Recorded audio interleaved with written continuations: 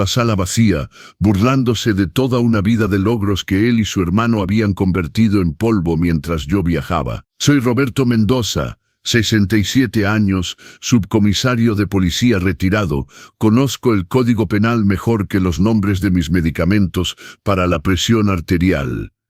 Ellos creen que soy solo un viejo indefenso, pero olvidaron que sé exactamente a quién llamar cuando la justicia debe ser servida. Siempre he sido un hombre de pocas palabras y observación aguda. Quizás sean los 30 años trabajando en la Delegación Central de la Ciudad de México, tomando declaraciones, viendo mentiras en los ojos de quienes se sentaban frente a mí, construyendo casos que decidían el destino de las personas. Aprendí a leer el silencio y el ruido por igual. Pero nada, absolutamente nada en mi carrera me preparó para el silencio que encontré cuando abrí la puerta principal de mi casa ese martes por la tarde de octubre. Había pasado 3 semanas en Guadalajara, en casa de mi hermano menor, Javier. Había tenido una cirugía de reemplazo de cadera y necesitaba ayuda durante la recuperación. Fui con el corazón abierto, dejando mi casa, mi refugio, el hogar que había compartido con mi difunta esposa, Rosa, durante 35 años, al cuidado de mis 2 hijos, Miguel y Carlos. «No te preocupes, papá. Nosotros nos encargamos de todo», había dicho Miguel, dándome esa sonrisa segura que había encantado a maestros, jefes y novias toda su vida. A sus 35 años, todavía pensaba que el encanto podía reemplazar la responsabilidad. Carlos, de 32 años, solo había sentido con entusiasmo. «Sí, papá, cuidaremos todo. La casa estará perfecta cuando regreses». Carlos siempre había seguido el liderazgo de Miguel. Desde que eran niños, donde Miguel iba, Carlos seguía como una sombra. Yo, tonto que fui, con ese amor paternal que te ciega a la realidad, les creí, incluso sabiendo que Miguel nunca había mantenido un trabajo por más de 8 meses. Siempre persiguiendo esquemas de hacerse rico rápido y apostando en partidos de fútbol que no entendía, incluso sabiendo que Carlos había estado en rehabilitación 2 veces por cocaína. Decía estar limpio, pero todavía tenía esa mirada hueca en los ojos que contaba una historia diferente. El vuelo de regreso desde Guadalajara fue agotador. Retrasado 3 horas, asiento de medio estrecho, bebé llorando 2 filas atrás. Todo lo que podía pensar era en mi sillón reclinable de piel café, el que había comprado con mi primer cheque de subcomisario hace 30 años, donde descansaría mis piernas adoloridas y vería el partido de las Águilas del América que había grabado. Soñaba con el olor de mi casa, con mi colección de memorabilia de béisbol que había pasado décadas construyendo, con el reloj de péndulo que había pertenecido al padre de Rosa, con el taller en el garaje con las herramientas vintage de mi padre. Cuando el taxi de Uber se detuvo frente a mi casa en la colonia Roma, algo se sintió mal de inmediato. La puerta del garaje estaba completamente abierta. Mi camioneta plateada Nissan NP300, la camioneta que había cuidado como bebé durante 12 años, solo usada para viajes a Home Depot y paseos dominicales, había desaparecido. «Deben haberla llevado para comprar comestibles para mi regreso», me dije, tratando de ignorar el nudo que se formaba en mi estómago. Agarré mi maleta y caminé por el camino de entrada. El césped estaba crecido, maleza empujando a través de las grietas en la banqueta. Los arbustos que Rosa había plantado estaban marrones y muriendo por falta de agua. Pero fue cuando abrí la puerta principal que mi mundo se detuvo. La sala estaba vacía, completamente vacía. No había sillón reclinable de piel café, no había televisión de pantalla plana, no había reloj de péndulo, no había centro de entretenimiento, no había mesa de centro, no había tapete persa que Rosa y yo habíamos comprado en nuestro viaje de aniversario número 25 a Turquía. Nada. El piso de madera estaba rayado y marcado, con señales donde los muebles habían sido arrastrados apresuradamente hacia la puerta. Las paredes tenían manchas más claras donde mis fotografías enmarcadas habían colgado. Rosa y yo el día de nuestra boda, los muchachos en sus graduaciones de preparatoria, yo recibiendo mi placa de subcomisario, El olor no era de hogar, era cerveza rancia, pizza vieja y abandono. Miguel, Carlos, grité, mi voz quebrándose mientras hacía eco en las paredes desnudas. Miguel salió de la cocina sosteniendo una lata de Corona, vistiendo una camiseta blanca manchada y shorts deportivos, esa sonrisa arrogante en su cara, la misma sonrisa que me había dado cuando tenía 12 años, y lo atrapé robando 200 pesos de mi cartera. Detrás de él, Carlos salió arrastrando los pies, ojos inyectados de sangre, pareciendo que no había dormido en días. No podía mirarme a los ojos. «Oye, papá, llegas temprano», dijo Miguel casualmente, como si acabara de entrar a una escena normal. Se recargó contra el marco de la puerta. El vuelo llegó antes de lo programado. Dejé caer mi maleta. Golpeó el piso desnudo con un ruido hueco que pareció hacer eco para siempre. ¿Dónde está todo?» Mi voz salió como un susurro. «¿Dónde está mi camioneta? ¿Dónde están los muebles? ¿Dónde?» «Oh, hombre, sí, sobre eso». Miguel tomó un trago de cerveza, totalmente relajado. «Mira, me surgió esta increíble oportunidad de inversión, como algo único en la vida, ¿sabes? Criptomonedas y arbitraje de apuestas deportivas. Los márgenes eran una locura, papá. Una locura». Carlos se movía nerviosamente detrás de él, mordiéndose las uñas. «Necesitábamos capital rápido», continuó Miguel. «Como realmente rápido. Así que liquidamos algunos activos. Tus cosas, básicamente. Pero no te preocupes, cuando esto dé frutos, te voy a comprar una sala completamente nueva. Seccional de piel, tele de 80 pulgadas, todo. Nada de estos muebles de viejo que tenías». Sentí mi corazón latiendo en mis oídos. Caminé pasándolos por el pasillo, mis pasos haciendo eco. Revisé las recámaras, vacías. Fui a mi habitación. El tocador donde guardaba mis objetos de valor había desaparecido. Abrí el closet. La caja fuerte había desaparecido. Mis relojes, dije, caminando de regreso a la sala. El anillo de bodas de Rosa. Las herramientas de mi padre. La colección de monedas. Mi arma de servicio. Miguel agitó su mano con desdén. «Lo vendimos todo, papá. Compradores en efectivo. Conseguimos precios decentes también». Bueno, Carlos manejó la mayor parte de esa parte. «¿Verdad, La voz de Carlos era apenas audible. «Sí, vendiste mi arma de servicio». Sentí la rabia creciendo, caliente y aguda. «Esa es un arma registrada federalmente». «¿La vendiste?» «Relájate, papá», murmuró Carlos. «La vendí a un comerciante con licencia, todo legal y eso». «¿Todo legal?» Mi voz se elevó. «¿Falsificaste mi firma? Eso es un delito grave». Miguel se rió. Realmente se rió. Realmente se rió. «Papá, vamos, estás siendo dramático. Es solo material, cosas materiales. ¿Tú qué? 67. ¿Cuánto tiempo más realmente necesitas toda esta basura de todos modos? Básicamente, estás en la línea de meta, viejo. Carlos y yo somos jóvenes. Tenemos futuros que construir. Necesitábamos esta oportunidad». «¿Cuánto obtuvieron en total?» Miguel se encogió de hombros. «No sé, como 600,000 pesos, tal vez 700,000. Ya se fue, sin embargo. El mercado se movió en nuestra contra. Mal momento. Pasa en inversiones de alto riesgo, 700,000 pesos. Me sentí mareado. Robaron 700,000 pesos en mis pertenencias y lo apostaron todo. «No robamos, papá», dijo Carlos en voz baja. «Solo lo tomamos prestado. Íbamos a pagarte el triple cuando...». «Cállate, Carlos», espetó Miguel. Luego de vuelta a mí.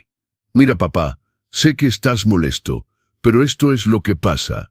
Tienes esa pensión, ¿verdad? 10,000 pesos al mes o lo que sea. Eso cubrirá un par de colchones inflables, algunas cenas congeladas. Todos nos quedaremos aquí juntos por un rato. Juntaremos recursos, y tengo otra oportunidad llegando el próximo mes que va a...». «Salgan». Ambos me miraron fijamente. «¿Qué?», dijo Miguel. «Salgan de mi casa». La sonrisa de Miguel finalmente se desvaneció. «Papá, No hablas en serio. ¿A dónde vamos a ir? No me importa. No se van a quedar aquí. Esta es... Miguel lanzó su lata de cerveza. Rodó por el piso vacío. Somos tus hijos. ¿Solo nos vas a echar por unos muebles? Tienen 35 y 32 años, dije. Mi voz espeluznantemente calmada ahora. Vinieron a mi casa mientras yo estaba cuidando a mi hermano lesionado. Vendieron todo lo que poseía. Todo lo que tu madre y yo construimos juntos. Vendieron su anillo de bodas. Vendieron las herramientas de mi padre.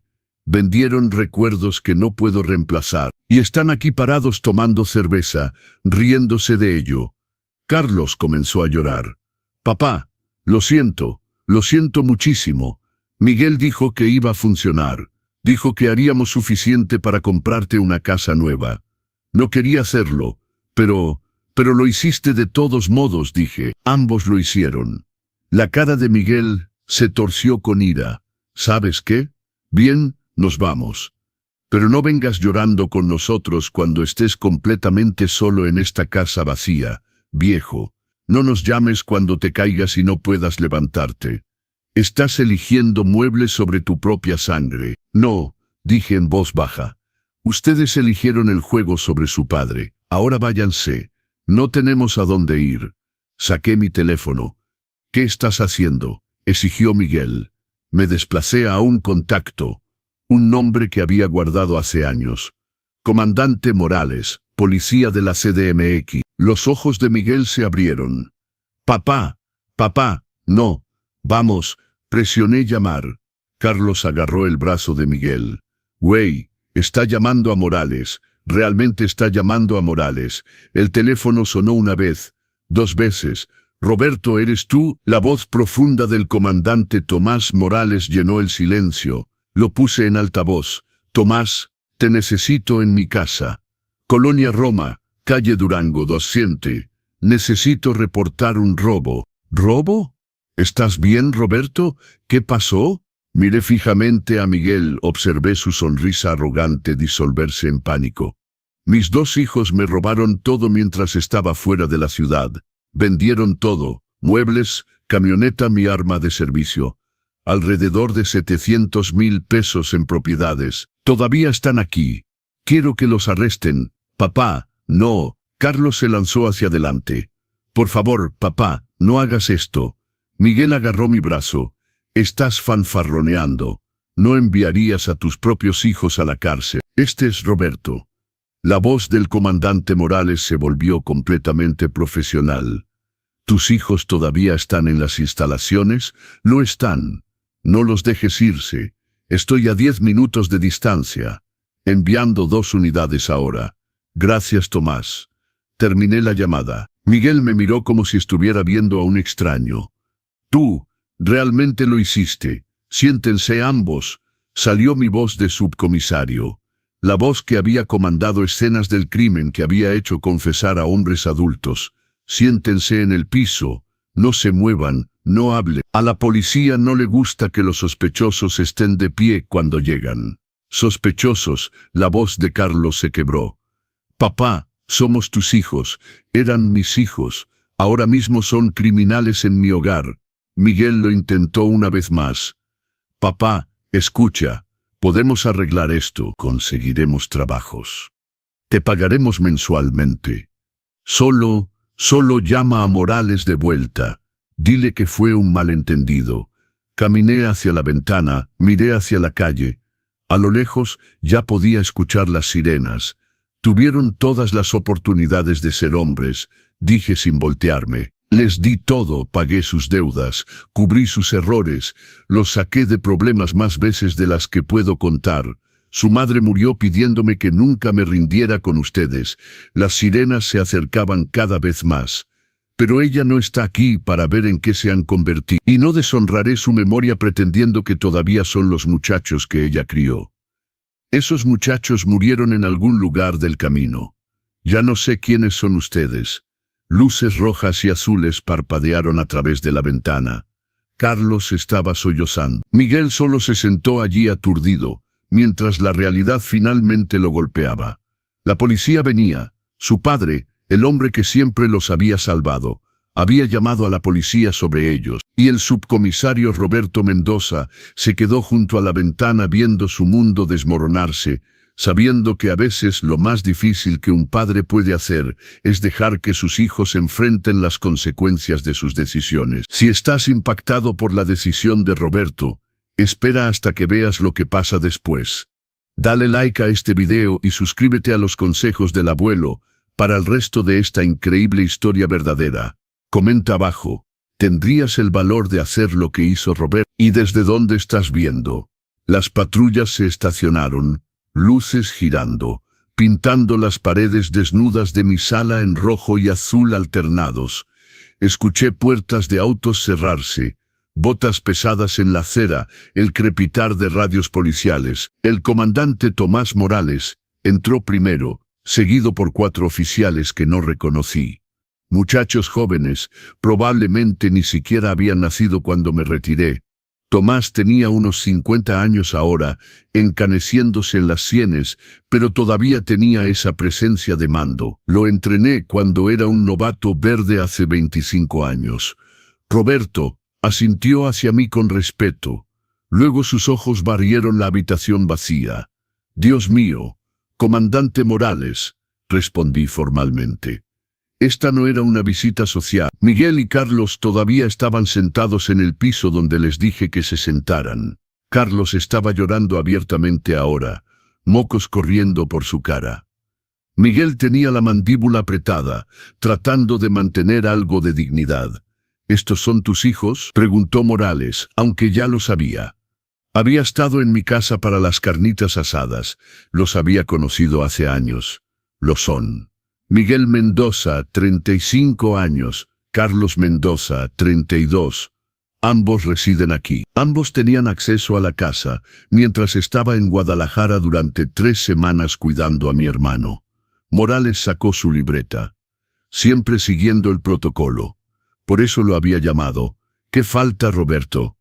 Todo, dije. Muebles de sala, incluyendo un sillón reclinable de piel, centro de entretenimiento, televisión de 55 pulgadas, mesa de centro, mesas laterales, lámparas, comedor completo, muebles de recámara principal, muebles de recámara de huéspedes, mi colección de monedas valuada en aproximadamente 150,000 pesos.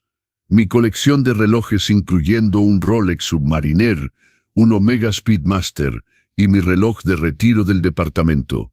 Las joyas de mi difunta esposa, incluyendo su anillo de bodas, anillo de compromiso y collar de perlas, la colección de herramientas vintage de mi padre del garaje, y mi arma de servicio, una Smith & Wesson modelo 686, número de serie. Vendieron tu arma de servicio.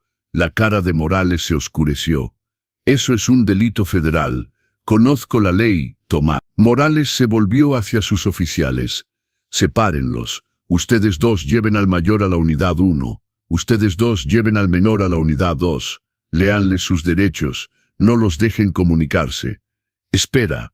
Miguel se puso de pie de un salto. No pueden simplemente... Señor, quédese en el suelo. Uno de los oficiales se movió hacia adelante, mano en su arma. Haz lo que dicen, Miguel, dije en voz baja.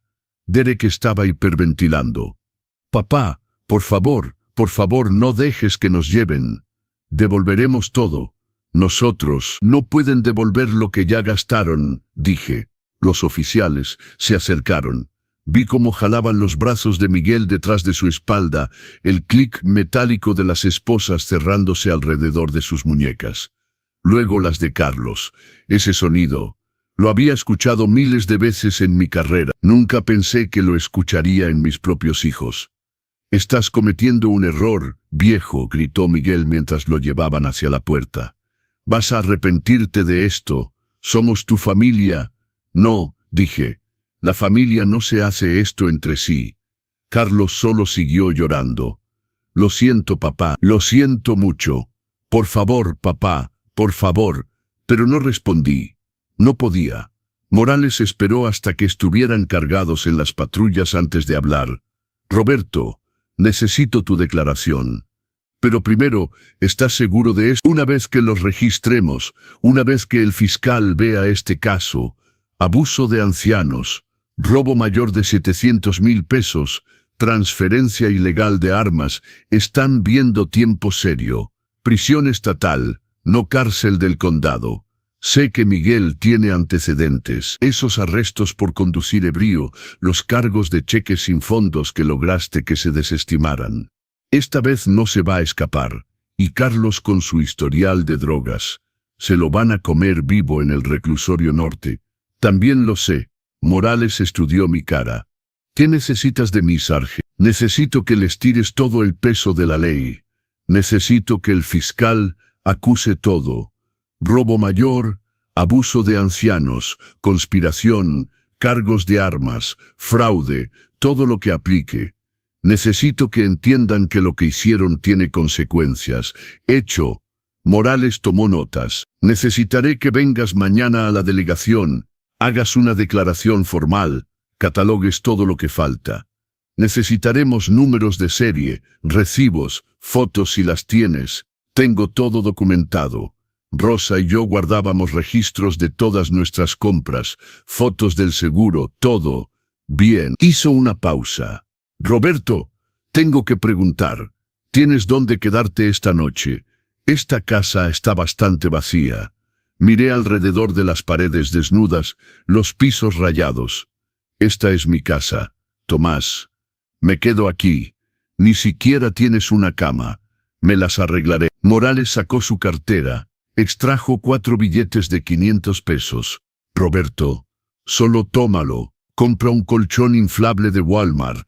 Algo de comida. Puedes pagarme cuando... Tomás. Puse mi mano en su hombro. Lo aprecio, pero necesito hacer esto yo mismo. Necesito pararme en esta casa vacía esta noche y recordar por qué hice esta llamada. Si me das dinero, si lo haces más fácil, podría debilitarme. Podría llamarte mañana y pedirte que retires los cargos. No puedo dejar que eso pase. Asintió lentamente, entendiendo. Eres un hombre más fuerte que yo, Sarge. No sé si podría hacerlo. Podrías. Si tuvieras que hacerlo. Después de que Morales se fue, después de que los vecinos que se habían reunido en sus porches volvieran adentro, después de que las luces rojas y azules se desvanecieran por la calle, cerré mi puerta. El silencio era absoluto. Caminé por mi casa vacía, mis pasos haciendo eco. Cocina, sin mesa, sin sillas, sin refrigerador. Habían vendido hasta el refrigerador. Baño, sin toallas, sin cortina de ducha. Lo habían despojado todo. Fui al garaje. Mi banco de trabajo había desaparecido. El tablero donde colgaban las herramientas de mi padre estaba desnudo. El espacio donde debería estar mi camioneta era solo una mancha de aceite en el concreto. Me senté en el piso del garaje, mi espalda contra la pared, y por primera vez desde que había atravesado esa puerta, me permití sentirlo. La traición, la pérdida, la humillación. Había pasado 30 años como policía. Había enfrentado sospechosos armados, había separado situaciones de violencia doméstica, había entregado notificaciones de muerte a familias en duelo. Pensé que era duro. Pensé que había visto lo peor que la humanidad tenía para ofrecer. Pero nada me había preparado para mis propios hijos, mirándome a los ojos y riéndose mientras me decían que habían vendido mi vida por dinero de apuestas. Las lágrimas vinieron calientes y enojadas. Presioné mis palmas contra mis ojos, tratando de detenerlas, pero seguían viniendo. Rosa, Dios, Rosa, ¿qué dirías si pudieras ver esto? Nuestros hijos, nuestros bebés, ¿qué les pasó? Lloré por el padre que solía ser, el que creía que sus hijos saldrían bien si solo les daba suficientes oportunidades.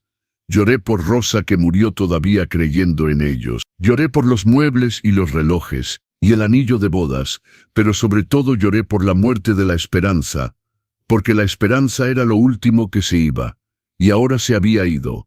No sé cuánto tiempo estuve sentado allí, tal vez 1 hora, tal vez 3, pero eventualmente las lágrimas se detuvieron. Eventualmente la rabia se redujo a algo más frío, más duro. Determinación. Me levanté, mis rodillas crujiendo. Tenía 67 años. viudo, sentado en un garaje vacío sin muebles, sin comida, sin transporte. La mayoría de la gente de mi edad llamaría a un familiar, iría a quedarse con un amigo, se rendiría, pero yo no era la mayoría de la gente. Era Roberto Mendoza, 30 años en la policía de la CDMX. Había construido una vida de la nada antes. Podía hacerlo de nuevo, volví a entrar a la casa, fui al cuarto de lavado. Había una loseta suelta detrás de donde solía estar la lavadora. La habían llevado también, pero habían sido demasiado estúpidos o perezosos para revisar detrás de ella. Apreté la loseta con mis dedos, metí la mano en el hueco de la pared, sentí la bolsa de plástico. Gracias a Dios, la saqué, la abrí, dentro había 100,000 pesos en efectivo. Mi fondo de emergencia, dinero que había estado ahorrando durante 20 años, billetes que había escondido cada vez que tenía un poco extra. Mi dinero para el apocalipsis, solía llamarlo rosa.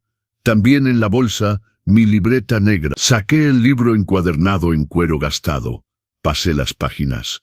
30 años de notas, nombres, direcciones, descripción. Cada receptor de artículos robados, cada estafador, cada canalla que había operado en la Ciudad de México que no podía tocar oficialmente por falta de evidencia o tecnicismos o política, pero los había anotado a todos. Cada uno de ellos. Miguel y Carlos pensaban que habían vendido mis cosas a gente al azar en Marketplace o grupos de Facebook, pero el submundo de esta ciudad es pequeño. Todos conocen a todos. Y si vendieron 700,000 pesos en bienes en 3 semanas, se los vendieron a profesionales cuyos nombres estaban en mi libreta. Abría la letra E, el estándar de oro, Gerardo Feldman, el mayor receptor del lado sur, especializado en joyería, monedas, relojes. Si mi Rolex y colección de monedas fueron a algún lado, fueron allí. Luego la letra U, ventas de bienes raíces Valle Medio. Miguel Patterson compraba patrimonios enteros de familias desesperadas. Vendía las cosas buenas con un margen del 500%. Si mis muebles fueron a algún lado, fueron allí. Tenía direcciones. Tenía sus patrones. Tenía información sobre ambos que nunca llegó a los informes oficiales. Y lo más importante, no tenía nada que perder. Saqué mi teléfono, 15% de batería, pero suficiente. Tenía que ser inteligente sobre esto. Cargar mi teléfono iba a ser un problema hasta que pudiera ordenar algunos suministros básicos. Lo primero necesitaba comida y un lugar para dormir. Conté 3,000 pesos de mi fondo de emergencia. Puse el resto de vuelta en la bolsa de plástico. Lo escondí en la cavidad de la pared de nuevo. Caminé al Oxxo a 3 cuadras de distancia. El chavo detrás del mostrador hizo una doble toma cuando entré. Don Roberto, ¿está bien? Las noticias viajan rápido en el barrio. Estoy bien, Toño. Solo necesito algunos suministros. Compré un cargador de teléfono barato, un galón de agua, un paquete de galletas, crema de cacahuate, una linterna y baterías. Mi cargador de teléfono funcionaría en los enchufes. Al menos no habían apagado mi electricidad todavía, aunque eso probablemente vendría una vez que dejaran de pagar las facturas con mi dinero de pensión. Don Roberto, dijo Toño mientras me cobraba, escuché lo que pasó con sus hijos. Mi mamá me dijo, las noticias viajan rápido. Solo quería decir que lo que hicieron estuvo mal, muy mal. Mi mamá dijo que le traería algo de comida mañana si necesita. Agradécele de mi parte, pero estoy bien. ¿Seguro? Porque, seguro, Toño, pero lo aprecio. Volví caminando a casa en la oscuridad. Algunos vecinos tenían sus luces de porche encendidas. Vi cortinas moverse mientras pasaba. Todos mirando, todos susurrando. El viejo policía cuyos hijos lo robaron por completo. Que susurren. Tenía trabajo que hacer. De vuelta en mi casa vacía. Me senté en el piso de la sala, comiendo galletas con crema de cacahuate, bebiendo agua del galón, cargando mi teléfono en el enchufe de la pared. Abrí mi libreta negra a una página limpia y comencé a hacer una lista. Necesidades inmediatas, colchón inflable, cobija, suministros básicos de cocina. cambiar cerraduras, tienen llaves, objetivos de recuperación, colección de monedas, el estándar de oro. 2. Relojes, el estándar de oro. Camioneta desconocido. Revisar lotes de autos, FB Marketplace. 5. Herramientas desconocido, probablemente vendidas por separado. 6. Arma de servicio, urgente, crimen federal. Estrategia. Visitar el estándar de oro mañana. No confrontar. Reunir información primero. Usar a Morales si es necesario. Documentar todo. Aprovechar información de la libreta. Miré mi lista. Esto no se trataba solo de recuperar mi propiedad. Se trataba de enviar un mensaje a mis hijos, a los buitres que se habían beneficiado de su crimen, a todos los que pensaban que el subcomisario Roberto Mendoza era solo un viejo débil al que podían explotar. Estaban a punto de aprender algo diferente. Mi teléfono vibró. Un mensaje de Morales. Los muchachos están fichados. Audiencia de fianza mañana a las 9 a.m. El fiscal está presentando cargos máximos. Necesitas estar allí. Respondí. Estaré allí. Llegó otro mensaje. Número desconocido. Papá, soy Carlos. Me dejaron hacer una llamada. Por favor, retira los cargos. No puedo estar aquí. Estos tipos me van a matar. Por favor, papá, te lo ruego. Miré el mensaje por un largo momento. Imaginé a mi hijo menor en una celda de detención. Asustado, rodeado de criminales reales. Luego pensé en él vendiendo el anillo de bodas de su madre. Borré el mensaje sin responder. Me acosté en el piso de madera, usando mi chamarra como almohada. El piso estaba duro y frío. Cada ruido hacía autos pasando afuera, la casa asentándose, el refrigerador que ya no estaba zumbando en mi memoria. Esto era tocar fondo. 67 años, acostado en el piso de mi propia casa sin nada más que 100,000 pesos en efectivo de emergencia y una libreta llena de criminales. Pero tocar fondo es sólido. Puedes construir sobre tocar fondo. Mañana iría a la audiencia de fianza. Miraría a mis hijos a los ojos y les mostraría que hablaba en serio. Luego comenzaría a rastrear cada pieza de mi vida que habían vendido. Y no pararía hasta recuperarlo todo. Cerré mis ojos. El sueño no vino fácil, pero cuando finalmente vino, no soñé con el pasado. Soñé con la guerra. La batalla de Roberto apenas ha comenzado. Si estás enganchado en esta historia, dale like y suscríbete a los consejos del abuelo. Comenta abajo.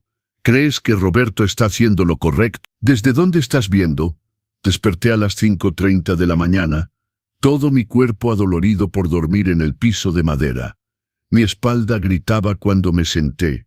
Por un momento olvidé dónde estaba. Luego la realidad volvió a estrellarse. Casa vacía, hijos arrestados, vida robada. Usé el baño. Me lavé la cara con jabón de manos, que había encontrado debajo del lavabo que Miguel y Carlos aparentemente habían considerado sin valor. Sin toalla, así que me sequé al aire. Sin cepillo de dientes. Usé mi dedo y algo de jabón para limpiarme los dientes. Mirándome en el espejo del baño, vi a un viejo que apenas reconocía. ¿Cuándo me había puesto tan viejo?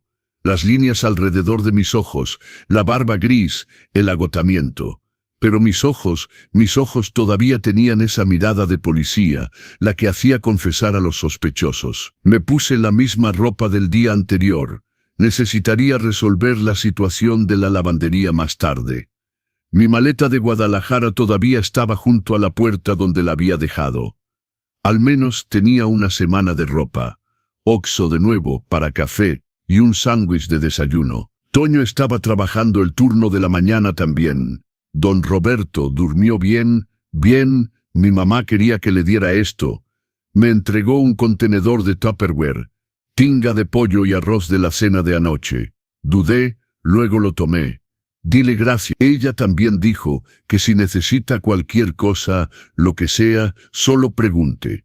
Mucha gente en la cuadra está diciendo lo mismo. Lo que hicieron sus hijos no está bien. Asentí y salí antes de que pudiera ver mis ojos humedecerse. El juzgado estaba en el centro. Tomé el metro, mi primera vez en transporte público en años. Los otros pasajeros me dieron espacio, como si pudieran sentir que no debían meterse conmigo. Morales me encontró afuera de la sala 4. «Roberto, ¿estás listo para esto?» «Tan listo como estaré. La fiscal es Amanda Chen. Es dura. Quiere hacer un ejemplo de los casos de abuso de ancianos. Tus hijos están jodidos. Bien, entramos». La sala ya se estaba llenando. Defensores públicos, fiscales, familias de acusados. Y ahí en uniformes naranjas y esposas sentados con sus abogados de oficio, estaban Miguel y Carlos. Ambos se veían como el infierno. La cara de Carlos estaba moretada. Alguien claramente lo había golpeado. Miguel tenía un corte arriba del ojo. Ninguno había dormido mucho, podía notarlo. Cuando me vieron entrar, sus reacciones fueron diferentes. La cara de Carlos se desmoronó, movió los labios. «Por favor, papá». Miguel solo me fulminó con la mirada. Puro odio en sus ojos. Me senté en la primera fila, directamente en su línea de visión. Quería que me vieran. Quería que supieran que no me estaba echando para atrás. De pie, la honorable jueza Patricia Williams presidiendo. La jueza Williams era una mujer morena en sus 60s. Reputación sin tonterías. Había testificado en su sala una docena de veces a lo largo de los años. Me vio y me dio un ligero asentimiento de reconocimiento. El pueblo contra Miguel James Mendoza y Carlos Allen Mendoza. Caso número 23, CR 492. Abuso de ancianos, robo mayor, conspiración para cometer fraude, transferencia ilegal de armas. ¿Cómo se declaran los acusados? El abogado de Miguel se puso de pie. Inocente, su señoría. El abogado de Carlos se puso de pie. Inocente, su señoría. La fiscal, Amanda Chen, se puso de pie. Era joven, tal vez 35, pero tenía ese fuego. Su señoría, el pueblo solicita prisión preventiva sin fianza. Estos acusados sistemáticamente robaron a su propio padre, un subcomisario de policía retirado, mientras él estaba fuera del estado cuidando a un familiar enfermo. Vendieron más de 700,000 pesos en propiedad, incluyendo un arma de servicio registrada. Esto representa abuso de ancianos extremo y un completo desprecio por la ley. Son riesgos de fuga y un peligro para la víctima. El abogado de Miguel saltó. Su señoría, eso es absurdo. Estos son los propios hijos de la víctima. No son riesgos de fuga. Tienen lazos con la comunidad. Solicitamos fianza razonable. Sus lazos con la comunidad incluyen robar a su padre por completo. Interrumpió la jueza Williams. Señor Mendoza, veo que está en la galería. Le gustaría hacer una declaración con respecto a la fianza. Me puse de pie. Cada ojo en la sala se volvió hacia mí. Su señoría, pasé 30 años encerrando criminales. He visto todo tipo de crimen que existe, pero nunca pensé que vería el día en que tendría que pedirle a un tribunal que me protegiera de mis propios hijos. Mi voz era firme, clara. Estos hombres entraron a mi casa, vendieron todo lo que poseía, incluyendo el anillo de bodas de mi difunta esposa. Vendieron mi arma de servicio, un crimen federal, y cuando los confronté, se rieron. Me dijeron que era viejo, que estaba cerca del final de todos modos, que no necesitaba mis pertenencias. Carlos estaba llorando. Miguel estaba mirando la mesa. Han mostrado cero remordimiento, cero responsabilidad. Si son liberados, tengo todas las razones para creer que huirán o tomarán represalias contra mí. Solicito que permanezcan bajo custodia hasta el juicio. Gracias, señor Mendoza. La jueza Williams miró a los acusados con disgusto.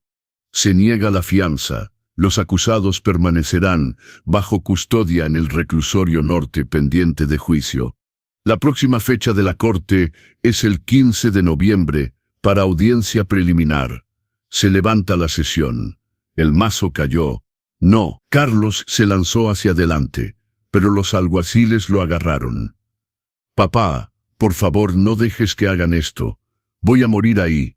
Por favor. Miguel solo me miró con esos ojos llenos de odio mientras lo llevaban. No dijo una palabra, pero su mirada lo decía todo. Estás muerto para mí, y eso estaba bien porque habían estado muertos. Para mí en el momento en que vendieron el anillo de rosa. Morales me acompañó fuera del juzgado. ¿Estás bien, Roberto? Sí. Eso tomó agallas. Muchos padres habrían cedido.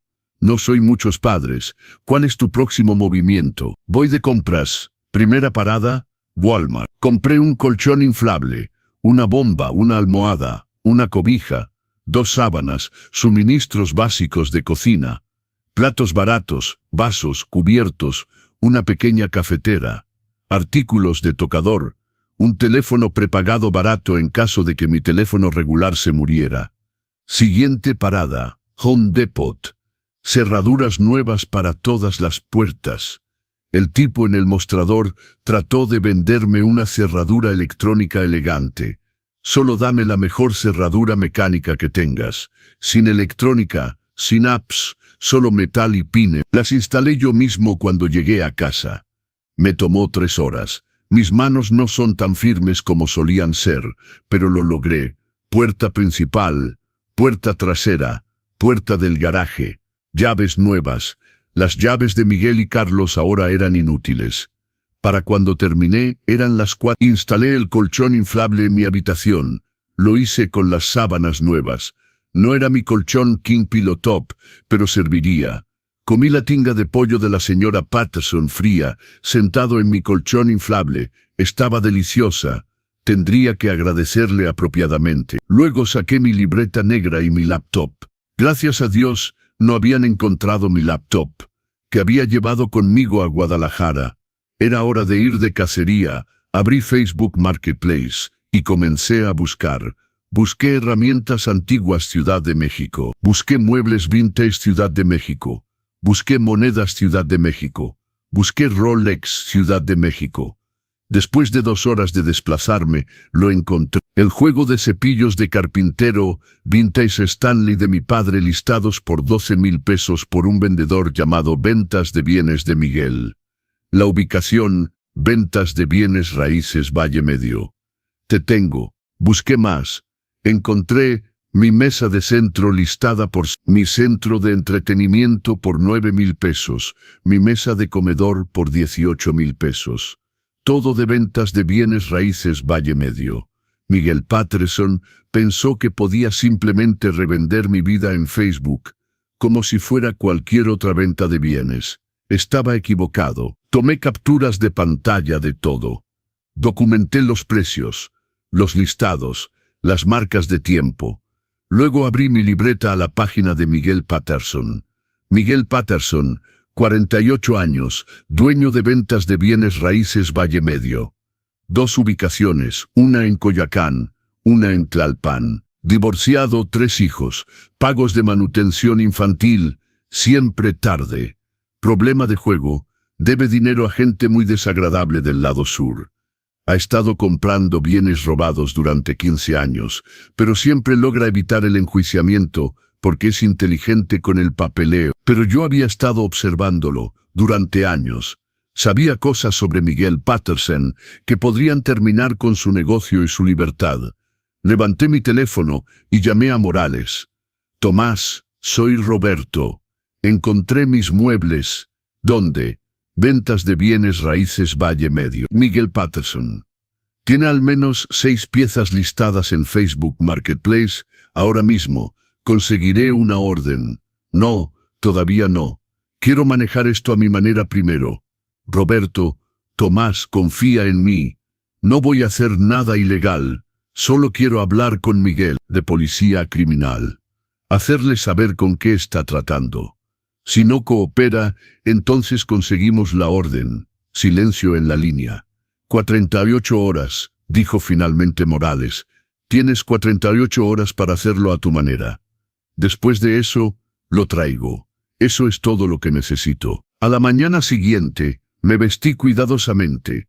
Pantalones caquis, camisa azul de botones, mi vieja chamarra de la policía de la CDMX, que todavía me quedaba. Me veía exactamente como lo que era, un policía retirado con quien no era bueno meterse. Tomé el metro a Coyoacán. Ventas de bienes raíces Valle Medio estaba en una plaza comercial entre un salón de uñas y una oficina de preparación de impuestos. La tienda era enorme. Al menos 500 metros cuadrados de muebles, antigüedades, coleccionables y sueños robados. Entré. Una campana sonó. Un chavo de unos 20 años levantó la vista detrás del mostrador. ¿Le ayudo a encontrar algo? Estoy buscando a Miguel. Está en la parte de atrás. ¿Puedo decirle de qué se trata? Dile que Roberto Mendoza está aquí sobre algunos muebles que adquirió recientemente. Sabrá lo que significa. El chavo desapareció en la parte de atrás. Caminé lentamente por la sala de exhibición. Y ahí estaba, toda mi sala, mi sillón reclinable de piel café, con el punto gastado en el apoyabrazos derecho donde siempre descansaba mi café. Mi mesa de centro con la mancha de anillo de cuando Miguel tenía 6 años y dejó un vaso de jugo durante la noche. Mi centro de entretenimiento con el rasguño en el estante inferior de cuando Carlos trató de instalar una nueva consola de videojuegos y dejó caer un desarmador. Cada pieza estaba marcada con una etiqueta amarilla, precios que iban desde 6.800 hasta 27,000 pesos. ¿Le puedo ayudar? Me volteé. Miguel Patterson era más bajo de lo que esperaba. Tal vez 1,70 metros, calvo, usando un reloj caro y jeans de diseñador, tratando de verse más exitoso de lo que era. Miguel Patterson, ese soy yo. ¿Y usted es? Roberto Mendoza, policía de la CDMX retirado. Creo que tiene algo de mi propiedad. Su cara se volvió cuidadosamente neutral. No estoy seguro de qué quiere decir. Quiero decir que hace 3 semanas mis 2 hijos me robaron mientras estaba fuera de la ciudad. Vendieron todo lo que poseía, y mucho de eso terminó aquí. Señalé a mi sala, incluyendo estas piezas. Señor, llevo un negocio legítimo. Todo lo que compro se adquiere legalmente a través de ventas de bienes, subastas y ventas privadas. Tengo papeleo para todo. Papeleo de mis hijos. No recuerdo. Miguel, di un paso más cerca. Bajé mi voz. Sé quién eres. Sé que has estado comprando bienes robados desde 2008. Sé sobre el almacén en Iztapalapa, donde guardas las cosas de alta gama antes de moverlas fuera del estado.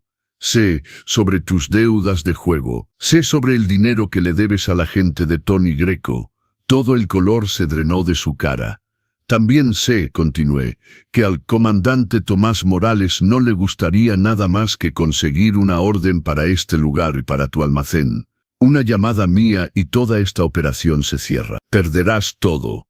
Y con tu deuda con la gente de Tony Greco, eso sería desafortunado. Miguel tragó saliva con dificultad. ¿Qué quiere? Quiero mis muebles de vuelta. Quiero mis herramientas de vuelta. Quiero todo lo que mis hijos te vendieron. Y quiero que me digas quién más les compró. No puedo simplemente dar miles de pesos en inventario. Les pagaste a mis hijos tal vez 75,000 pesos por todo. Probablemente menos. Ibas a voltearlo por 300. Incluso si quisiera, no puedo simplemente entregar mercancía sin... Saqué mi teléfono y empecé a marcar el número de Morales. Espera. Miguel levantó las manos. Ok. Solo guarda el teléfono. Mantuve mi dedo sobre el botón de llamada. Te escucho. Los muebles, las herramientas, puedo devolvértelos. Pero tienes que firmar algo diciendo que es tuyo. Que te lo estoy devolviendo de buena fe. No puedo tener que regreses después diciendo que lo robé. Bien. Pero lo quiero hoy. Todo. Entregado a mi casa antes de las 6. Eso es imposible. Necesitaría rentar un camión. Conseguir tipos para... Resuélvelo. Morales recibe la llamada. Miguel se pasó la mano por la cabeza. Jesús. Ok, bien. Dame tu dirección. La anoté. Y Miguel, ¿quién más le compró a mi hijo? Específicamente, relojes, monedas, joyería. Dudó. Empecé a marcar de nuevo. Gerardo Feldman. Soltó. El estándar de oro en la avenida Insurgentes. Tu hijo vino con un Rolex y un montón de monedas. Gerardo lo mandó conmigo para los muebles. Yo lo mandé de vuelta a Gerardo para las cosas pequeñas. Gracias, Miguel. Te veo a las 6:00 p.m. No llegues tarde. Salí de ventas de bienes raíces Valle Medio sintiéndome más vivo de lo que me había sentido en días. Uno abajo, uno por recorrer. Roberto está recuperando lo que es suyo pieza por pieza. No te pierdas lo que pasa después. Dale like. Suscríbete a los consejos del abuelo y comenta abajo. ¿Alguna vez has tenido que luchar para recuperar algo que te robaron? ¿Desde dónde estás viendo? El estándar de oro estaba en un barrio más rudo, rejas en las ventanas, cámaras de seguridad por todos lados, cristal antibalas en el mostrador. Entré. Un timbre anunció mi entrada. Detrás del cristal antibalas estaba sentado Gerardo Feldman, 60 y tantos años, con sobrepeso, usando suficiente joyería de oro para abastecer su propia tienda. Estaba comiendo un sándwich de jamón y viendo un partido de las Chivas en una tele pequeña. Me echó un vistazo, luego volvió a su sándwich. ¿Le ayudo? Estoy buscando algunos artículos que fueron vendidos aquí recientemente. Específicamente, un Rolex Submariner, un Omega Speedmaster, un reloj de retiro de la policía de la Ciudad de México, una colección de monedas y las joyas de mi difunta esposa. Gerardo dejó de masticar. Recibimos mucha mercancía aquí, compa. No puedo recordar cada transacción. El vendedor era un hombre blanco de 35 años llamado Miguel Mendoza. Vino hace unas 3 semanas. Necesitaba dinero rápido. Todavía no me suena. Saqué mi teléfono y le mostré una foto. Este es el Rolex, número de serie 161. Este es el Omega, número de serie 1422 669 ST. Y este es el reloj de retiro, grabado personalizado, subcomisario Roberto Mendoza, 30 años de servicio, policía CDMX. Gerardo dejó su sándwich. Mire, incluso si tuviera esos artículos, que no estoy diciendo que los tenga, pagué buen dinero por ellos. No puedo simplemente devolverlos. Le pagaste a mi hijo una fracción de lo que valen. Eso se llama recibir propiedad robada. Es un delito grave. ¿Tienes prueba de que son robados? ¿Tienes un reporte policial? Sonreí. No era una sonrisa agradable. Gerardo, ¿recuerdas un caso de Bocinares? El robo de joyería del Hotel Presidente. Fuiste interrogado, nunca acusado, pero yo fui quien tomó las declaraciones. Estuve ahí cuando dijiste que nunca habías visto ninguna de la mercancía. Pero también estuve ahí cuando tu empleado, Jimmy el Flaco Rodríguez, mencionó una bodega en Ecatepec. La mandíbula de Gerardo se tensó. Ahora esa bodega nunca fue registrada. El estatuto de limitaciones venció en ese caso particular. Pero guardé notas muy detalladas sobre muchas cosas. Y si el comandante Tomás Morales casualmente recibiera un tip anónimo sobre algunas de tus prácticas comerciales actuales, prácticas que involucran relojes de alta gama con los números de serie limados, bueno, ese sería un nuevo crimen, sin estatuto de limitaciones. ¿Me estás amenazando? Te estoy dando opciones, Gerardo. Opción 1, me devuelves mi propiedad toda, ahora mismo, y salgo de aquí y nunca volvemos a hablar. Opción 2, hago una llamada telefónica.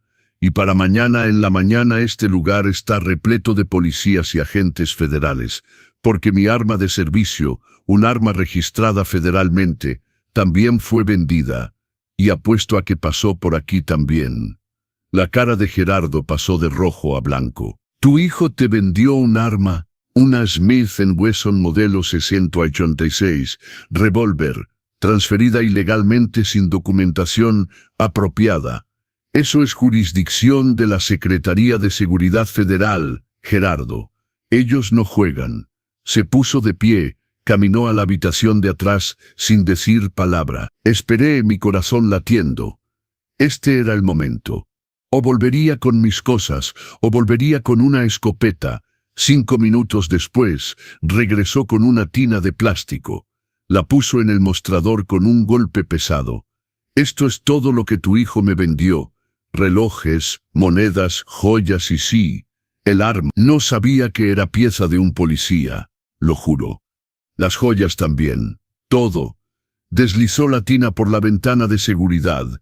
La abrí. Mi Rolex, mi Omega, mi reloj de retiro.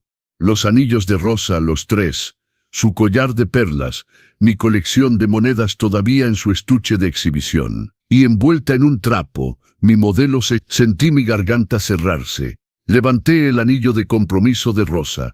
El diamante capturó la luz.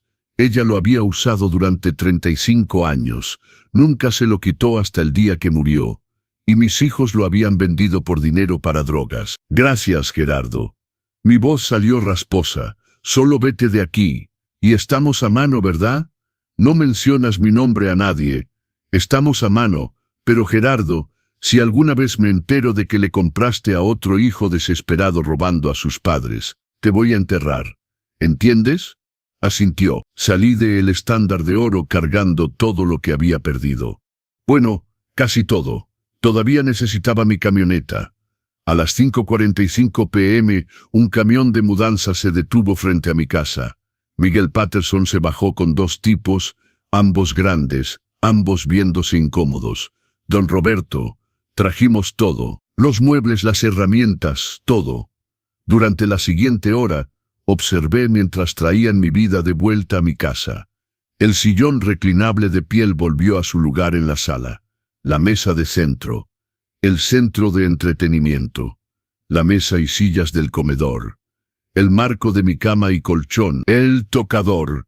Las herramientas de mi padre, colgadas cuidadosamente de vuelta en el tablero en el garaje. Cuando terminaron, Miguel se acercó con un portapapeles. Necesito que firmes esto. Dice que estás confirmando el recibo de tu propiedad y que la devolví de buena fe. Lo leí cuidadosamente. Era justo. Firmé. Miguel, una cosa más. Se tensó. Mi camioneta, Nissan NP300 del 2000. Ahí es donde tu hijo Carlos normalmente va. Les ha vendido cosas antes. ¿Antes? ¿Quieres decir que esta no fue la primera vez? Miguel se veía incómodo. Mira, hombre, no quiero meterme en el medio de... ¿Cuántas veces mis hijos te han vendido bienes robados? Esta fue la primera vez para tus cosas específicamente. Pero Carlos, él me ha estado trayendo cosas por tal vez 2 años. Electrónicos mayormente. Televisiones, laptops, sistemas de videojuegos. Dijo que eran suyos, que estaba reduciendo tamaño. Yo no hago preguntas. 2 años. Carlos me había estado robando durante 2 años y no lo había notado.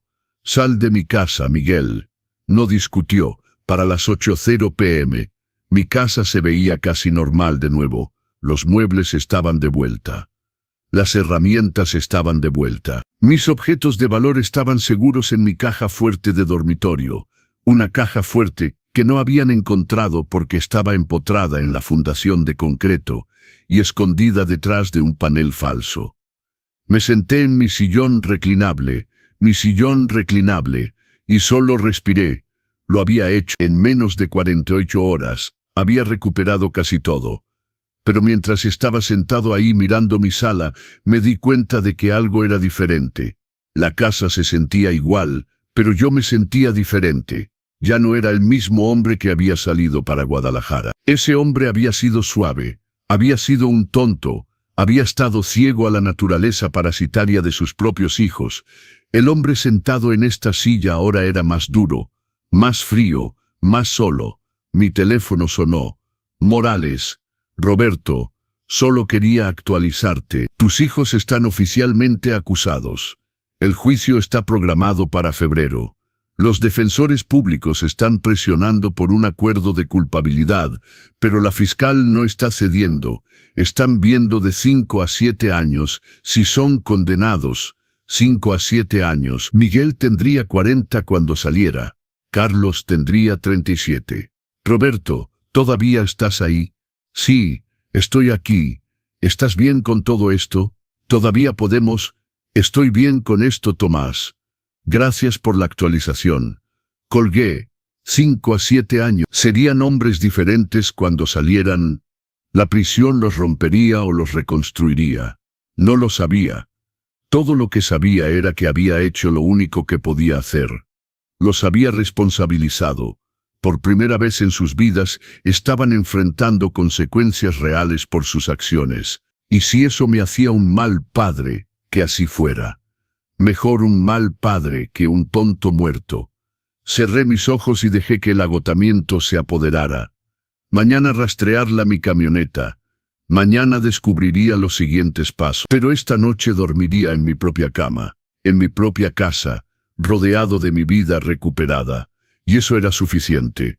La batalla aún no ha terminado. Roberto Toraveda tiene que enfrentar a sus hijos en la corte. Y todavía está el asunto de la camioneta desaparecida. No te pierdas la siguiente parte. Dale like y suscríbete a los consejos del abuelo y comenta desde dónde estás viendo. La lluvia cubría las calles y los árboles desnudos parecían manos esqueléticas alcanzando un cielo gris. Había recuperado mi camioneta 2 días después de recuperar mis muebles. Autos Descuento en Insurgente Sur la tenía en su lote, listada por... Cuando me presenté con Morales y una orden, el dueño, un tipo grasoso llamado Dani, afirmó que la había comprado de buena fe de Carlos, buena fe sin transferencia de título, sin factura de venta y con el BIN parcialmente raspado. Había dicho Morales, eso es un delito grave, Dani. Recuperé mi camioneta. Dani fue arrestado. No me sentí mal por ello. La casa estaba de vuelta a la normalidad ahora. Incluso había comprado algunas cosas nuevas, una mejor televisión, algunos electrodomésticos de cocina actualizados. La señora Patterson y otros vecinos habían estado trayendo comida regularmente. Don Gerardo me ayudó a arreglar la cerca. La comunidad se había unido a mi alrededor de una manera que nunca esperé. Pero cada domingo, sin falta, conducía al reclusorio norte para visita. El primer mes, ni Miguel ni Carlos quisieron verme. Se negaban a salir de sus celdas cuando mi nombre era llamado. El segundo mes, Carlos finalmente apareció. Se veía terrible. Había perdido peso, cara moretada, ojos atormentados. «Papá», había dicho a través del plexiglas, llorando, «Lo siento mucho, lo siento muchísimo, lo sé, hijo, estaba drogado, estuve drogado todo el tiempo». Miguel seguía diciendo que lo recuperaríamos todo, que nunca lo sabrías, y yo solo lo seguí porque estaba drogado y era estúpido. Carlos lo había detenido. «Te perdono». Me había mirado sorprendido. «¿Qué? Te perdono». Pero el perdón no significa que no haya consecuencias. Necesitas estar aquí, necesitas limpiarte, necesitas descubrir quién quieres ser. Había sentido lágrimas corriendo por su cara. Miguel, por otro lado, no apareció hasta el mes 3. Cuando finalmente se sentó frente a mí, su cara estaba dura, mandíbula apretada, ojos fríos. «¿Qué quieres?», había dicho. «Quería ver cómo estás». «¿Cómo crees que estoy?». «Estoy en la cárcel por tu culpa». «No, estás en la cárcel porque robaste a tu padre y vendiste su vida por dinero de apuestas. Fue una inversión». «Miguel». Mi voz tenía ese tono de subcomisario. «Para. Solo para. Las mentiras, las excusas, echarle la culpa a otros. Solo para». Me había fulminado con la mirada, en silencio. «Tienes 35 años», había continuado.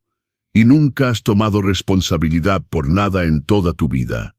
Cada trabajo que perdiste fue por un mal jefe. Cada relación que terminó fue porque la mujer estaba loca. Cada deuda que no pudiste pagar fue porque la economía estaba mal. Nunca ha sido tu culpa, ni una sola vez. ¿Y qué? ¿Quieres que me arrastre? ¿Quieres que ruegue por perdón? No. Quiero que crezca. Quiero que te mires en el espejo y veas en qué te has convertido. Y quiero que decidas si eso es quien quieres ser por el resto de tu vida». Se había puesto de pie. «Terminamos aquí. Miguel», había dicho. «Terminamos. No regreses». Se había ido, y lo había visto irse, sintiendo ese dolor familiar en mi pecho. Pero seguí regresando. Cada domingo. Incluso cuando Miguel se negaba a verme. Incluso cuando Carlos estaba demasiado avergonzado para hablar. Firmaba. Me sentaba en la sala de visitas y esperaba, porque eso es lo que hacen los padres, incluso cuando duele. El juicio estaba programado para el 14 de febrero, día de San Valentín. La ironía no se me escapó. Me senté en la sala del tribunal en el mismo lugar donde me había sentado para la audiencia de fianza. Miguel y Carlos fueron traídos vistiendo trajes que sus defensores públicos de alguna manera habían conseguido. Se veían casi respetables, casi. La fiscal, Amanda Chen, presentó el caso metódicamente. La línea de tiempo de mi viaje a Guadalajara. La casa sistemáticamente vaciada. Las ventas a Miguel Patterson y Gerardo Feldman. La transferencia ilegal de armas. Los estimados 700,000 pesos en propiedad robada. Me llamó al estrado. Señor Mendoza, ¿puede describir lo que encontró cuando regresó de Guadalajara? Respiré profundo. Nada. No encontré nada. Mi casa había sido despojada.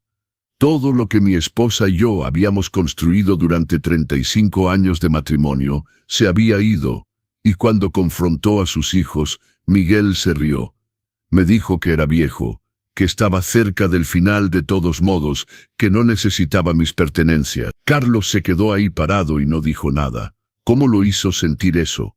Objeción. Se levantó el abogado de Miguel. Relevancia, su señoría. Este es un caso de abuso de ancianos, dijo Amanda. El impacto emocional es absolutamente relevante.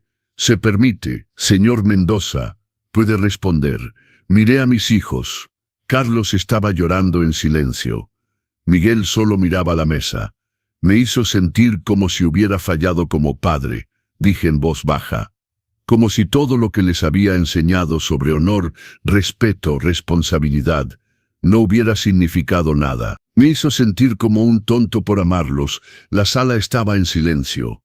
Gracias, señor Mendoza. No hay más preguntas. El abogado de Miguel trató de interrogarme.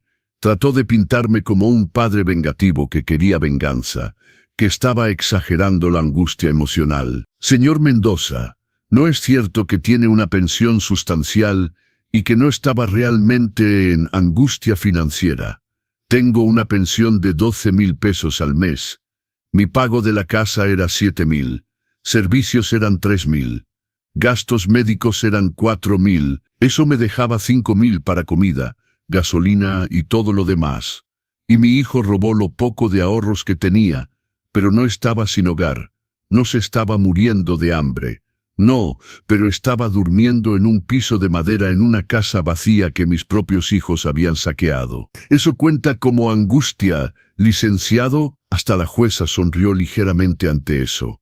La defensa trató de argumentar que Miguel y Carlos habían tenido la intención de pagarme, que genuinamente creían que la inversión funcionaría, que no había intención maliciosa. Pero la evidencia era abrumadora.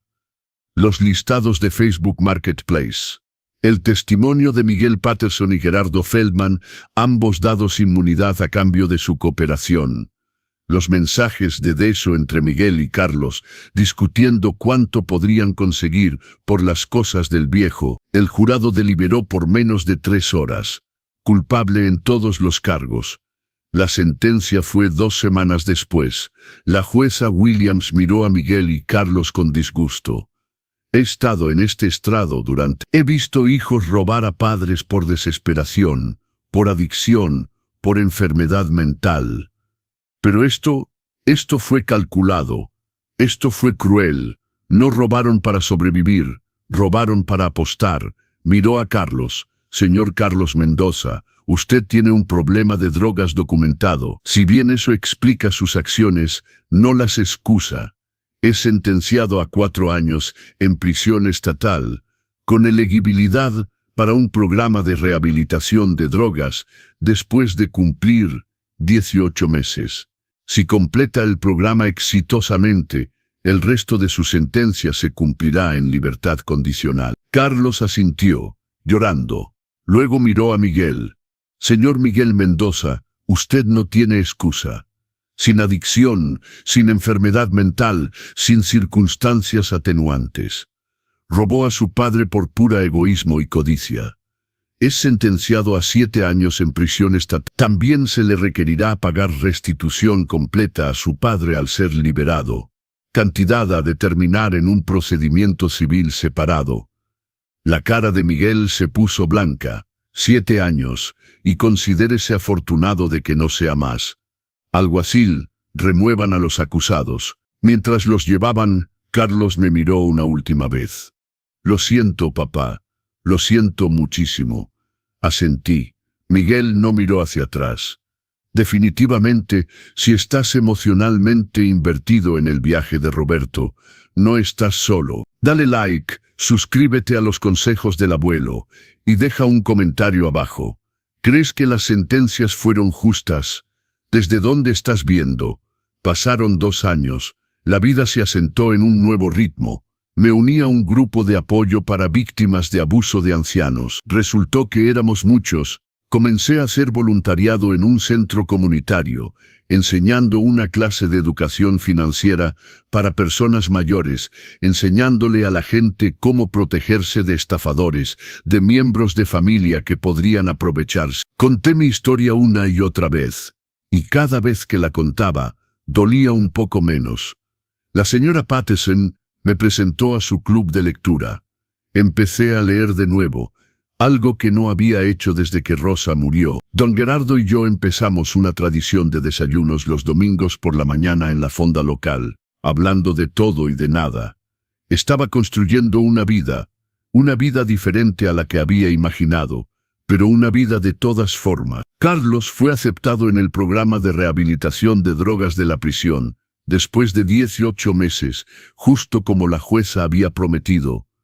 Me escribía cartas largas, páginas y páginas de disculpas y realizaciones, y promesas de hacerlo mejor. Yo le escribía de vuelta, cartas cortas al principio, luego más largas. Hablábamos sobre su recuperación, sobre sus planes para cuando saliera, sobre las enmiendas que necesitaba hacer. Miguel nunca escribió, nunca llamó. Según su consejero, quien me contactó una vez, Miguel me culpaba por todo. Me culpaba por llamar a los policías, por no sacarlo bajo fianza, por arruinar su vida. El consejero preguntó si quería participar en una sesión de terapia familiar. Decliné. Cuando Miguel esté listo para tomar responsabilidad por sus propias decisiones, estaré aquí, pero no seré parte de una sesión donde me culpen por sus crímenes. Carlos fue liberado después de había completado el programa de drogas, obtenido su certificado de preparatoria, obtenido un certificado de cocina.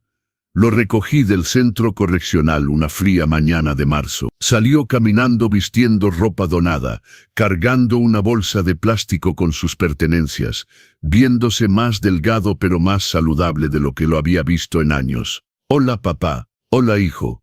Nos quedamos parados ahí por un momento.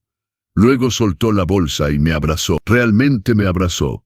No los abrazos rápidos e incómodos de antes. Un abrazo real. Lo siento, susurró.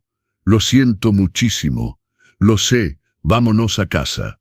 Condujimos en silencio por un rato. Luego Carlos habló. Tengo un trabajo preparado. El programa me ayudó a conseguir una colocación en un restaurante en el centro. Cocina básica. Es solo trabajo de preparación, salario mínimo, pero es un comienzo. Eso es bueno, hijo. Y encontré una casa de vida sobria en la colonia Condesa. Habitación compartida, reglas estrictas, pero eso es lo que necesito ahora. No puedo ir a casa. Todavía no. No estoy listo. Lo miré. ¿Estás seguro? Sí. Necesito demostrarme a mí mismo que puedo lograrlo solo, que puedo mantenerme limpio sin que estés ahí para atraparme si caigo. Asentí. Estoy orgulloso de ti, Carlos. Su voz se quebró. No estés orgulloso todavía, papá. Todavía no he hecho nada. Pregúntame de nuevo en un año. Pero estaba orgulloso, porque por primera vez en su vida, Carlos estaba siendo realista sobre sus limitaciones y tomando responsabilidad por su recuperación. Lo dejé en la casa de vida sobria. Lo ayudé a cargar su bolsa adentro. Conocí a sus compañeros de cuarto, otros tipos en recuperación, todos tratando de reconstruir sus vidas. Vendré la próxima semana, dije, te llevo a comer. Me gustaría eso. Mientras me alejaba conduciendo, sentí algo que no había sentido en mucho tiempo. Esperanza. Miguel fue liberado después de cumplir 5 años. Salió temprano por buen comportamiento. Aparentemente, había sido un prisionero modelo, trabajó en la biblioteca de la prisión, dio tutoría a reclusos más jóvenes, tomó cada clase y programa disponible. Recibí una llamada de su oficial de libertad condicional preguntando si estaría dispuesto a reunirme con Miguel. Se le requiere tener una residencia como parte de sus condiciones de libertad condicional, dijo. Ha pedido si puede quedarse contigo temporalmente mientras se pone de pie. Mi primer instinto fue decir que no. Diablos, no. Pero luego pensé en ello. Realmente pensé en ello. Me reuniré con él primero, dije. Si puede convencerme de que ha cambiado, hablaremos de ello. Nos reunimos en una cafetería cerca de mi casa. Terreno neutral. Miguel entró viéndose diferente. Había perdido la arrogancia, el swagger. Se veía mayor. La prisión lo había envejecido. Tenía 40 ahora, con canas en las sienes, líneas alrededor de sus ojos. Se sentó frente a mí. No dijo nada al principio, solo miró sus manos. Gracias por reunirte conmigo, finalmente dijo. De nada. No sé por dónde empezar. Empieza con la verdad, Miguel. Respiró profundo. Tenías razón sobre todo. Fui egoísta y irresponsable. Y culpé a todos los demás por mis fracasos. Los traté a ti y a mamá como cajeros automáticos. Traté a Carlos como un secuaz en mis esquemas. Traté mi propia vida como una broma. Me miró y vi lágrimas en sus ojos. No lo entendí hasta como el año 3. Estaba en mi celda, y este tipo mayor que había estado adentro por 20 años me preguntó a quién culpaba por estar ahí. Pasé por toda la lista, el policía que me arrestó, la fiscal, la jueza, y tú. A mí, sí, le dije que habías reaccionado exageradamente, que debiste haberme dado otra oportunidad, que eras un padre terrible por enviar a tu propio hijo a prisión. ¿Qué dijo? Miguel sonrió con tristeza. Dijo, entonces, tu padre te hizo robarle, tu padre te hizo vender el anillo de bodas de su esposa muerta, tu padre te hizo reírte en su cara sobre eso, y yo dije que no, pero traté de explicar la situación, y él solo me detuvo. Dijo, mijo, puedes pasar el resto de tu vida culpando a tu padre, o puedes pasarlo convirtiéndote en el hombre que él quería que fueras, pero no puedes hacer ambas cosas. Sentí mi garganta apretarse. He pasado los últimos 2 años tratando de convertirme en ese hombre, papá. Obtuve mi título en administración de empresas. Completé una certificación en soldadura. He estado sobrio, sin beber, sin apostar por 4 años. Tengo una oferta de trabajo en una compañía de construcción. Salario sindical, beneficios, todo. He estado trabajando con un terapeuta. He estado intentando. Eso es bueno, Miguel. Pero necesito ayuda. Necesito un lugar donde quedarme hasta que pueda pagar mi propio lugar. Y necesito que me des una oportunidad más. No porque la merezca. No la merezco, pero porque te estoy pidiendo que creas que puedo ser mejor de lo que fui. Estudié su cara, buscando la mentira, buscando el ángulo, buscando la estafa. Pero no la vi. Lo que vi fue un hombre roto tratando de rearmarse. 3 meses, dije. Puedes quedarte conmigo por 3 meses. Pagarás renta, no mucho pero algo. Contribuirás a los comestibles y servicios. Seguirás mis reglas. Sin beber, sin apostar, sin drogas, sin mujeres en la casa. Asistirás a tus reuniones de libertad condicional, tus sesiones de terapia y una reunión semanal de Narcóticos Anónimos, aunque no seas adicto. Porque la rendición de cuentas es rendición de cuentas. ¿De acuerdo? Y si la cagas aunque sea una vez, te vas. Sin segundas oportunidades esta vez. ¿Claro? Completamente claro. Y Miguel, ¿sí? También irás conmigo una vez al mes a visitar a Carlos. Ustedes dos necesitan reconstruir su relación también. Asintió. Me gustaría eso. He extrañado a mi hermanito. El primer mes fue incómodo. Miguel y yo nos movíamos uno alrededor del otro como extraños. Educados pero distantes. Salía al trabajo a las 6:00 a.m., regresaba a casa a las 5:00 p.m., cenaba y se iba a su habitación. Pagaba la renta a tiempo, seguía las reglas, iba a sus reuniones. Pero había un muro entre nosotros.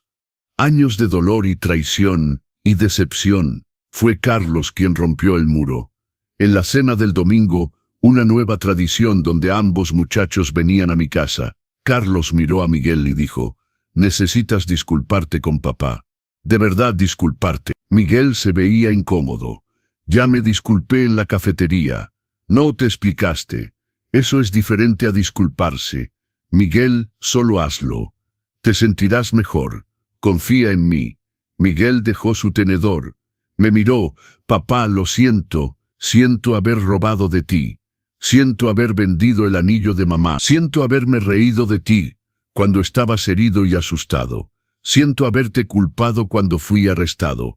Siento haber desperdiciado tantos años de tu vida preocupándote por mí. Siento todo, y sé que lo siento no arregla nada, pero necesito que lo escuches de todos modos». El muro no se cayó de una vez, pero se agrietó. «Te perdono, Miguel». Se derrumbó, simplemente se derrumbó completamente, llorando como nunca lo había visto llorar, ni siquiera de niño. Carlos se levantó y abrazó a su hermano, y luego yo me levanté y los abracé a ambos. Nos quedamos parados ahí en mi cocina, 3 hombres rotos tratando de descubrir cómo ser una familia de nuevo. Este es el momento en que todo cambia. Si has estado en este viaje con Roberto y sus hijos, no olvides darle like a este video, suscribirte a los consejos del abuelo y compartirlo con alguien que necesite escuchar este mensaje de redención. Comenta tus pensamientos abajo. 5 años después, tengo 7. Mi espalda duele más de lo que solía y no puedo trabajar en el garaje tanto como me gustaría. Pero estoy saludable, estoy feliz y no estoy solo. Carlos es el sous chef en la cocina de Luis. Ha estado limpio por 7 años. Está saliendo con una mujer agradable llamada Sara que trabaja en el centro comunitario. Están hablando de comprometerse. Miguel es capataz en su compañía de construcción. Compró su propio departamento en la Colonia del Valle. Hace voluntariado con un programa que ayuda a exconvictos a encontrar empleo. Incluso empezó a entrenar un equipo de béisbol juvenil. Y yo todavía hago voluntariado en el centro comunitario. Todavía cuento mi historia a quien quiera escuchar. He ayudado a una docena de otras familias a navegar el infierno del abuso de ancianos, de tener que elegir entre habilitar y rendir cuentas. El domingo pasado, estábamos todos en mi casa. Yo, Miguel, Carlos, Sara y la novia de Miguel, Jennifer, quien afortunadamente no aguanta ninguna de sus tonterías. Estábamos sentados en la sala, la misma sala que había estado vacía 6 años atrás. La hija de Carlos, mi primera nieta, nacida hace 3 meses, estaba durmiendo en mis brazos. Su nombre es Rosa, nombrada en honor a la abuela que nunca conocerá. «Papá», dijo Miguel, «¿puedo preguntarte algo?» «Claro». «¿Te arrepientes de llamar a los policías sobre nosotros, de hacernos arrestar?» Miré a mis hijos. Realmente los miré. Carlos, sobrio y estable, con una carrera y un futuro. Miguel, humilde y trabajador, con propósito y dirección. «No», dije, «no me arrepiento. Fue lo más difícil que he hecho jamás. Más difícil que enterrar a tu madre, más difícil que cualquier cosa en mis 30 años como policía. Pero salvó sus vidas. ¿Cómo lo ves así?», preguntó Carlos. «Porque ambos estaban en un camino hacia la destrucción. Miguel, estabas apostando dinero que no tenía, haciendo enemigos con gente peligrosa. Carlos, estabas usando drogas más fuertes, dirigiéndote hacia una sobredosis. Si los hubiera rescatado de nuevo, si hubiera dejado pasar esto, ¿dónde estarían ahora?». Ambos asintieron, sabiendo la respuesta. «Muertos o en prisión por algo mucho peor. A veces el amor significa dejar que la gente caiga», continué. «Significa verlos tocar fondo y no atraparlos, porque tocar fondo es la única manera en que algunas personas aprenden a escalar de vuelta». Miguel miró a su sobrina en mis brazos. «Cuando Rosa crezca, Y si alguna vez la caga, le vas a contar esta historia. Absolutamente. Bien. Debería saber que su abuelo es el hijo de perra más duro de la Ciudad de México. Todos reímos. Y en ese momento, sentado en mi sala recuperada, rodeado de mi familia recuperada, sosteniendo a mi nieta nombrada en honor a mi difunta esposa, sentí algo que no había sentido en años. Completo. La casa ya no estaba vacía. Mi vida ya no estaba vacía. Había tomado 6 años, 2 sentencias de prisión, incontables lágrimas y más dolor del que pensé que podría soportar. Pero lo habíamos logrado. Habíamos sobrevivido. Gracias por acompañar a Roberto en este increíble viaje, desde la traición hasta la redención. Si esta historia tocó tu corazón, por favor dale like, suscríbete a los consejos del abuelo y activa todas las notificaciones. Comenta abajo cuál fue el momento más poderoso de esta historia para ti, y desde qué parte del mundo estás viendo. Comparte este video con alguien que necesite escuchar que el amor duro es amor real, y que nunca es tarde para la redención. Recuerda, las decisiones más difíciles que tomamos como padres son a menudo las más importantes. A veces amar a alguien significa dejarlos enfrentar las consecuencias de sus decisiones. A veces el mejor regalo que puedes dar es la rendición de cuentas. La historia de Roberto nos recuerda que nunca somos demasiado viejos para defendernos, que la familia no significa ser un tapete, y que el verdadero cambio solo llega cuando dejamos de habilitar y empezamos a exigir. Pero también nos muestra algo más profundo. Nos muestra que el perdón no significa ausencia de consecuencias. Nos muestra que la redención es posible, pero solo cuando hay verdadera responsabilidad. Y nos muestra que el amor de un padre nunca muere, incluso cuando debe tomar las decisiones más dolorosas. Roberto podría haber tomado el camino fácil. Podría haber perdonado a sus hijos inmediatamente, dejado que se quedaran en su casa, pagado sus deudas de nuevo. Muchos padres lo habrían hecho. El instinto de proteger a nuestros hijos es tan fuerte que a menudo nos ciega a lo que realmente necesitan. Pero Roberto entendió algo fundamental. Sus hijos no necesitaban otro rescate. Necesitaban enfrentar la verdad de lo que habían hecho. Necesitaban experimentar consecuencias reales por primera vez en sus vidas. Necesitaban tocar fondo para poder empezar a reconstruirse. Y funcionó, no de inmediato, no sin dolor, no sin años de lucha y lágrimas y noches solitarias en una casa vacía. Pero funcionó. Carlos encontró la sobriedad y la paz. Encontró un propósito en la cocina. Encontró el amor con Sara. Encontró la paternidad con la pequeña Rosa.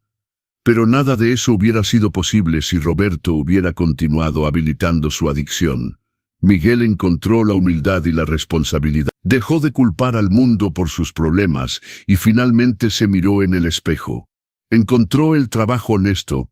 Encontró el amor con Jennifer, encontró el propósito en ayudar a otros exconvictos. Pero nada de eso hubiera sido posible si Roberto hubiera continuado rescatándolo de sus propias decisiones. Y Roberto encontró algo que no esperaba encontrar. Encontró que era más fuerte de lo que pensaba. Encontró una comunidad que se preocupaba por él. Encontró un propósito en ayudar a otros que enfrentaban situaciones similares. Y finalmente, encontró a sus hijos de nuevo, no como los niños dependientes que solían ser, sino como hombres adultos que podían pararse por sí mismos. Esta historia no es solo sobre abuso de ancianos o hijos que roban a sus padres, es sobre todas las relaciones donde el amor se ha confundido con la habilitación. Es sobre todas las veces que decimos sí, cuando deberíamos decir, es sobre todas las veces que protegemos a la gente de las consecuencias que necesitan experimentar para crecer. Es fácil juzgar a Miguel y Carlos. Es fácil decir cómo pudieron hacerle eso a su propio padre, pero la verdad es que llegaron a ese punto gradualmente. No fue una decisión, fueron 1000 decisiones pequeñas. 1000 veces que Roberto dijo, solo esta vez más, 1000 veces que pagó sus deudas, cubrió sus errores, los salvó de sí mismos, y cada vez que lo hacía, les enviaba un mensaje, No tienes que ser responsable.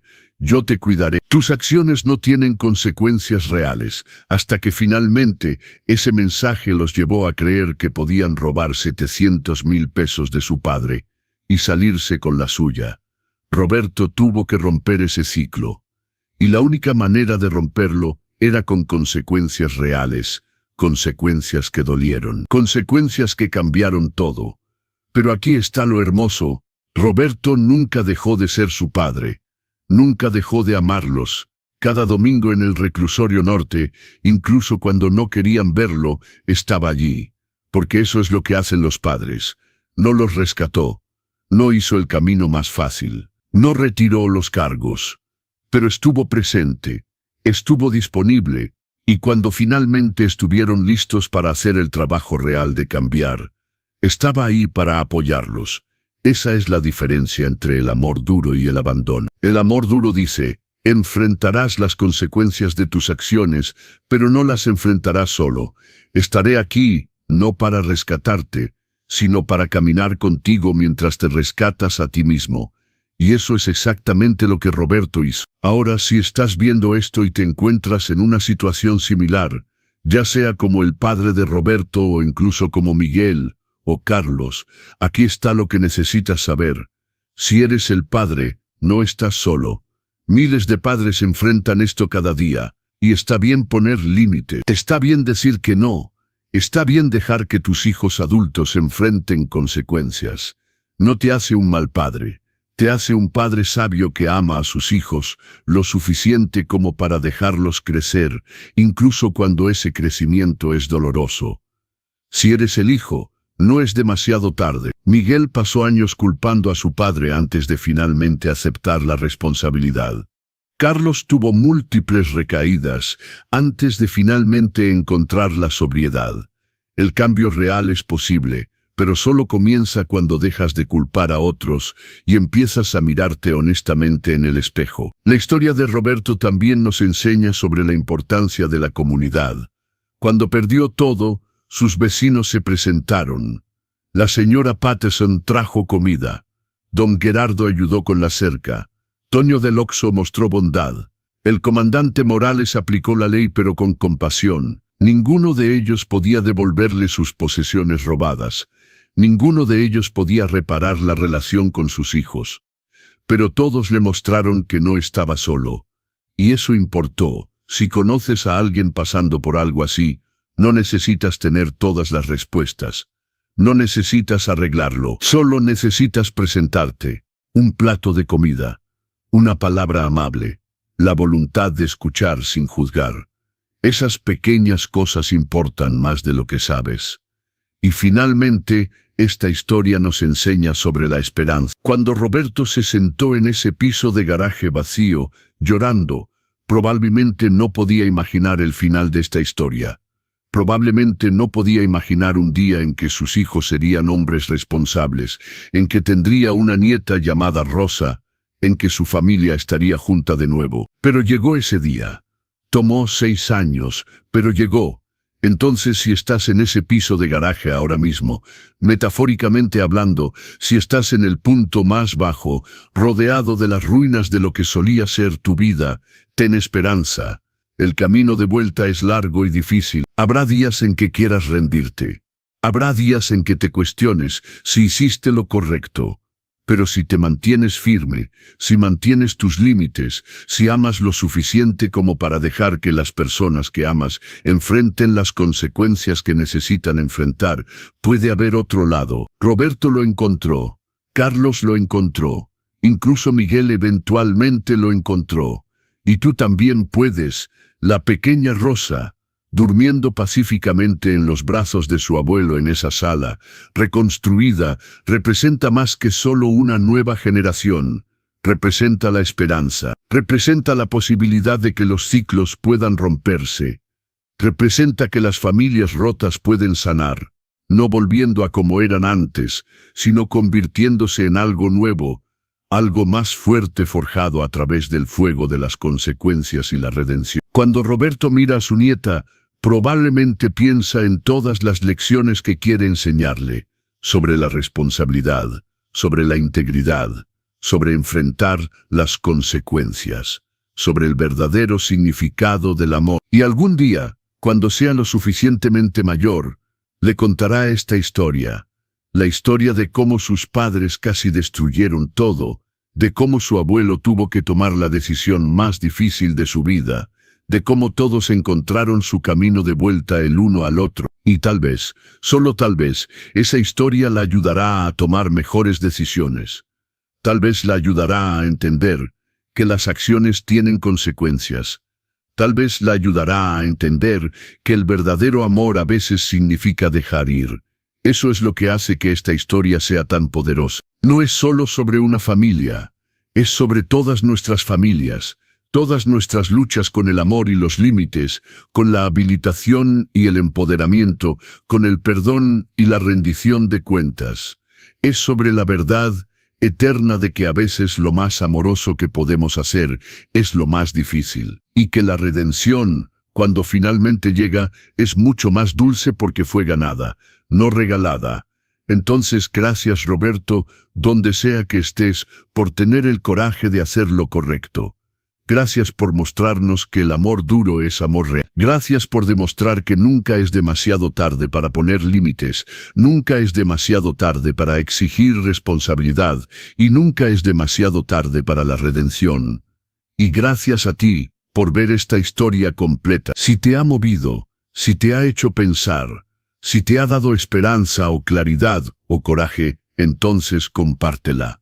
Compártela con alguien que la necesite escuchar. Compártela con un padre que está luchando con un hijo adulto difícil. Compártela con alguien que está tocando fondo y necesita saber que hay un camino de vuelta. Estos son los consejos del abuelo. Gracias por ver. Nos vemos en el próximo video con otra historia verdadera, poderosa que cambiará cómo piensas sobre la familia, el perdón y las segundas oportunidades. Dios los bendiga a todos y recuerden, son más fuertes de lo que piensan. El amor verdadero a veces requiere límites duros, y la redención siempre es posible cuando hay verdadera responsabilidad. Nunca es demasiado tarde para hacer lo correcto, incluso cuando lo correcto es lo más difícil que jamás tendrás que hacer. Adiós.